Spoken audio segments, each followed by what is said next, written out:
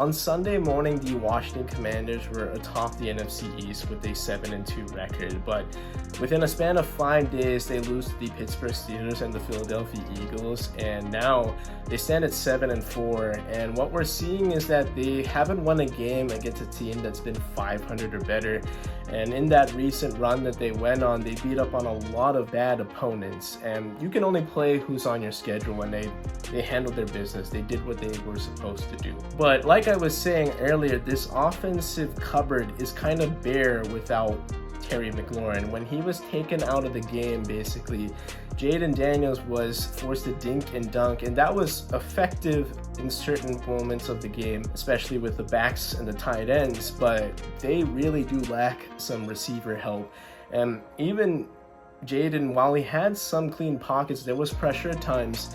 He wasn't the most accurate that I've seen him. There was a couple times where he skipped a stone basically at the feet of Noah Brown. When he was wide open, he beat Darius Slay on a route, but just missed him. We're going to talk about maybe the rib injury that we saw that in the broadcast, that he just got his padding adjusted. So of course, he's going to be uncomfortable. Rib injuries don't just go away overnight. It's going to take some time. There might be more damage to that rib cage than what we originally heard from reports, but certainly is a little bit of cause to pause, some concerns. A lot of people were anointing him as the next guy, but rookie walls are a thing in this league, and with the recent kind of downward shift now, they're going to have to adjust. They have a mini bye, and they're going to go in their stretch run right now, and they absolutely do have a shot to still win this division because they got a couple easier games in their schedule in the next coming weeks, and I do think that Jayden will pick up his play as the season progresses. I also think that they're still very much alive for the wild card race. They just had such a good start